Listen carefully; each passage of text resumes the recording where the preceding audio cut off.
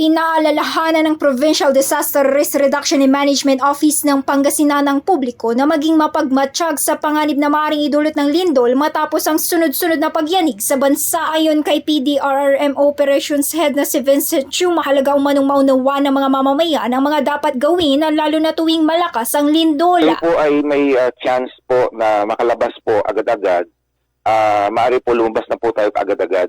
Pero kung halimbawa ito po ay nahirapan po kayo dahil sa maraming tao or kung ano man po bagay dyan, hindi tayo makalabas, doon po papasok yung ating duck over and hold. Giit ng ahensya, kailangang seryosohin ang mga earthquake drill na isinasagawa dahil dito nahahasa ang muscle memory ng mga tao para otomatikong may sagawa ang tamang hakbang sa oras ng sakuna. Samantala, kabilang din sa mga bantang binabantayan ng pagguho ng lupa sa mga bulubunduking lugar sa lalawigan na gayon din ang tsunami na binubuo ng sunod-sunod na malalaking alon. Sa kabilang banda, sa Dagupan City, may mga tsunami early warning systems na nakatalaga sa mga estratehikong lugar para sa agarang pagbibigay ng babala sa mga residente sakaling magkaroon ng banta ng tsunami kasunod ng malakas na lindol. Sa mamumula rito sa IFM News Dagupan, ito si Idol Denise Brillante Tatak, RMN.